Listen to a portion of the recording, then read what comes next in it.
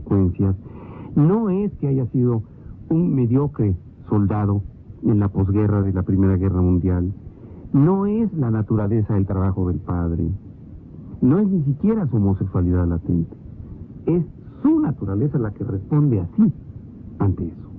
Entonces, el resentimiento no lo causan las circunstancias, el resentimiento no lo causa la adversidad, el resentimiento está albergado, sumiso, latente en la personalidad de quien lo siente. Por eso otros hombres más saludables y mejor dotados para las emociones que Hitler, incluso dentro del Partido Nacional Socialista, posteriormente, rebaten el comportamiento patológico del resentido Adolfo. ¿Sí? No son los hechos, es cómo lo recibe un individuo. ¿Un mismo hecho puede resentir a unos y no a otros? Por supuesto. ¿Y a otros no? Pero, por supuesto. Ajá. Coincide, dice Marañón, muchas veces el resentimiento con la timidez. El hombre fuerte, en lo que nosotros hemos definido como fuerte muchas veces, reacciona con directa energía ante la agresión y automáticamente expulsa como el cuerpo extraño, como el vómito, el agravio, cualquiera que este sea, de su conciencia, lo saca de inmediato. Esta elasticidad salvadora no existe en el resentido, lo acumula. El queso, el alimento descompuesto se pudre dentro de él. Muchos hombres que ofrecen la otra mejilla después de la bofetada no lo hacen por virtud, sino por disimular su cobardía. Y su forzada humildad se convierte después en resentimiento.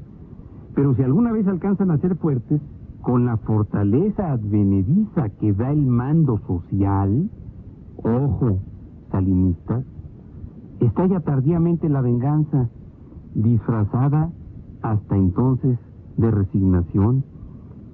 Por eso son tan temibles los hombres débiles y resentidos. Y hemos tenido uno muy presente todos estos años. Cuando el azar les coloca en el poder, como tantas veces ocurre en las revoluciones, estos, los hombres débiles, son los más temibles. He aquí la razón, o he aquí también la razón, de que acudan a la confusión revolucionaria tantos resentidos y jueguen en su desarrollo importante papel.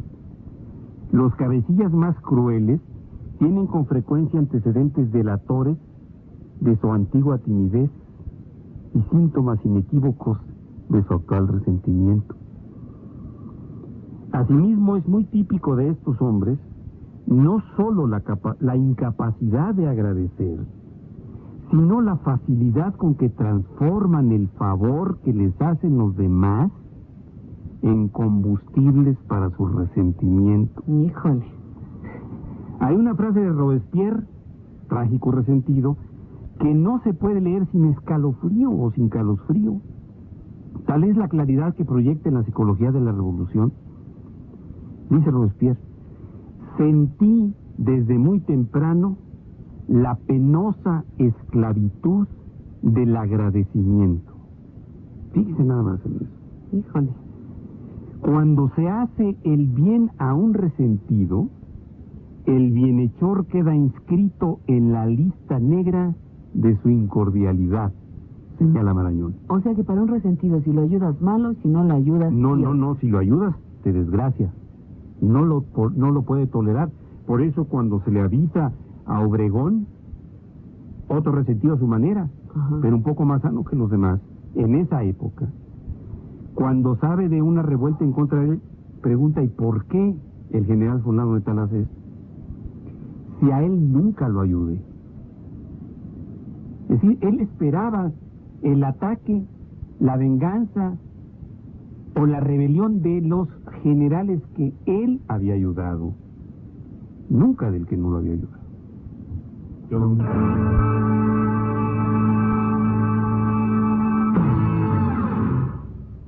Te estaba yo diciendo, Ernesto, que parece mentira, pero cómo va uno a raíz de escuchar las palabras de Marañón, ubicando, pues, qué tiene uno en la vida de resentido, qué tiene uno de odio, qué tiene uno de rencor, o realmente qué bueno que uno no tiene nada. Porque... Sí, y hay diferencias sustanciales. Y eso también es una manera como vives, porque el resentido creo que no vive ni deja vivir, Ernesto. Claro, así es, por eso es una pasión del alma tan profunda y tan tardía a veces. Yo voy descubriendo esto con los textos que nos vas leyendo. Estábamos en esto de que es muy típico de los resentidos no solo la incapacidad de agradecer, sino la facilidad con que transforman el favor que les hacen los demás en combustibles de su resentimiento.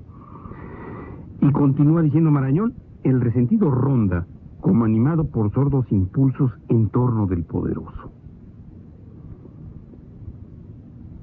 Le atrae y le irrita a la vez. Este doble sentimiento le ata amargamente al séquito del que manda. Por esto encontramos tantas veces al resentido en la corte de los poderosos. Y los poderosos deben saber, y esto lo debe saber mi tocayo, que a su sombra crece inevitablemente, 1000 veces más peligroso que la envidia, el resentimiento de aquellos mismos que viven de su favor. Es casi siempre el resentido cauteloso e hipócrita. Casi nunca manifiesta a los que le rodean su acidez interior, pero debajo de su disimulo se hace al fin patente el resentimiento. Cada uno de sus actos, cada uno de sus pensamientos acaba por estar transido de una indefinible acritud. Sobre todo, ninguna pasión asoma con tanta claridad como esta a la mirada, menos dócil que la palabra y que el gesto para la cautela. Es decir, es más fácil ver al resentido que escuchar la verdadera naturaleza del resentido. En relación con su hipocresía está la afición del resentido. Fíjate ganas de oír al resentido. Fíjate esto, porque de esto hemos sido víctimas tú y yo, y muchos del público. En relación con su hipocresía está la afición del resentido a los anónimos. La casi totalidad de estos los escribe no el odio, ni el espíritu de venganza, ni la envidia, sino la mano trémula del resentimiento, dice Marañón. Un anonimista infatigable que pudo ser descubierto, hombre inteligente y muy resentido, declaró que al escribir cada anónimo se le quitaba un peso de encima. Híjole. Me lo contó su juez. Pero a su vez, el resentido sensible a la herida de sus armas predilectas suele turbarse hasta el extremo por los anónimos de los demás. Oye, Lalo.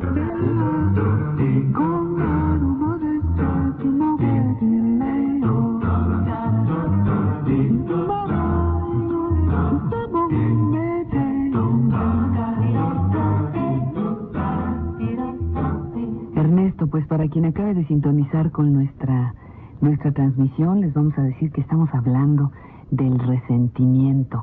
Y a lo largo de la conversación, Ernesto, hemos logrado, por lo menos algunos, empezar a diferenciar algo que traíamos en la misma canasta, que es el rencor, el odio y el resentimiento. Y parece que el resentimiento es como que el más complicado de todos. Y el más difícil de erradicar, si no es que imposible.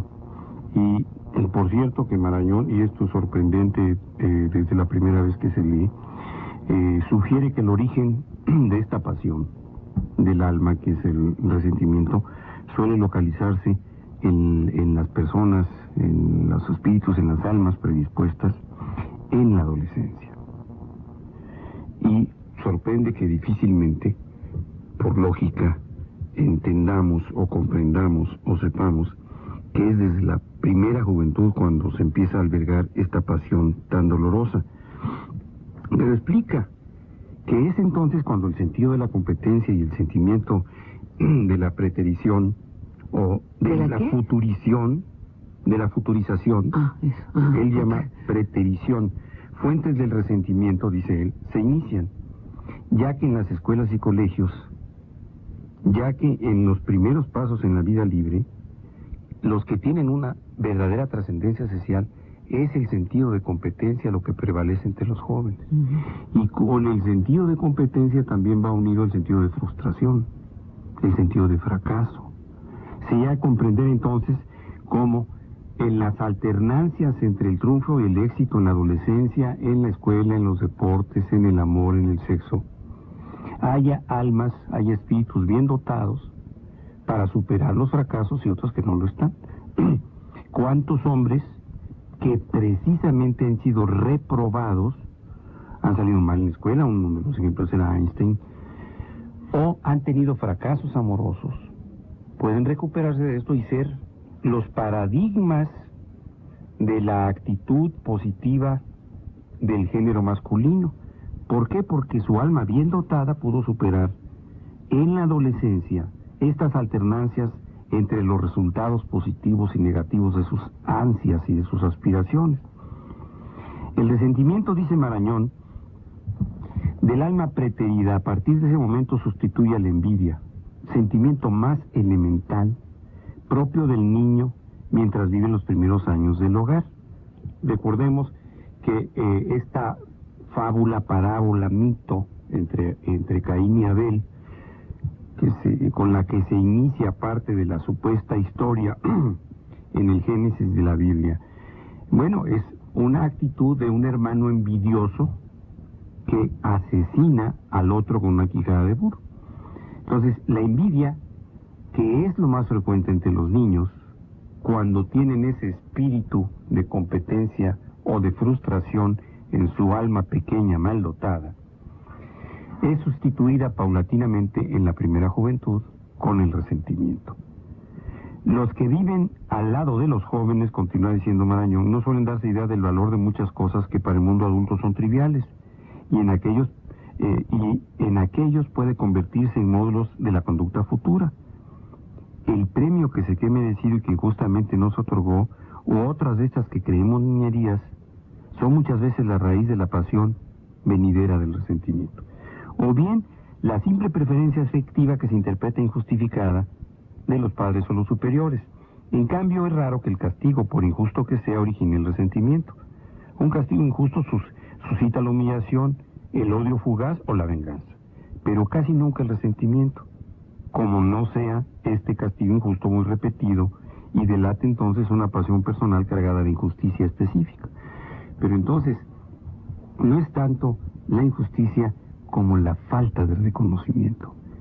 Pregúntense en aquellos niños que constantemente dicen, es que tú quieres más a mi hermanito, es que tú no me quieres, es que tú nunca apruebas lo que yo hago. ¿Sabes cuánto siento, Ernesto, que este libro de Marañón no sea fácil encontrarlo en México? Habrá que... Hemos hecho algunos recorridos por librerías y vaya, ni siquiera es un libro que esté en la mente de muchos libreros, de muchas tiendas de libros. Habrá que buscarlo, pero lo siento tanto porque sería un libro que me gustaría recomendar para que el público tuviera acceso a él fácilmente. Y uno también, ¿no? Pero... Hay una obra que se llama Las Obras Completas de Gregorio Marañón, y ahí está incluido este libro. Y bueno, quienes hemos tenido la oportunidad de recibirlo como obsequio, a mí me han regalado dos. Uno de los dos se lo regalé a mi hijo hace algunos años, porque creo que para él debería y debe ser muy importante. Y estamos por hablar con algunos familiares que andan paseando por España para tratar de conseguirlo. ¿Nos apuntas, por favor? Claro que sí. Ahora, quiero que te fijes en esto que dice Marañón, y lo dice, bueno, voy a usar el lenguaje de 1936, en que él empieza esta obra, que termina en 1939, y quiero que sea, de veras, muy acucioso dado el interés que tú tienes en aspectos de la sexualidad humana. Dice, al lado de los motivos de trascendencia social, juegan un papel importante en la creación del resentimiento los del orden sexual, sobre todo en el varón. Y es precisamente por la profunda repercusión social que en el hombre tiene este instinto. El fracaso sexual, en cualquiera de sus formas, tiene un sentido depresivo tan grande que hace precisa su ocultación inmediata y se convierte con facilidad en resentimiento. Y aquí por qué podemos afirmar que un grupo grande de varones resentidos son débiles sexuales.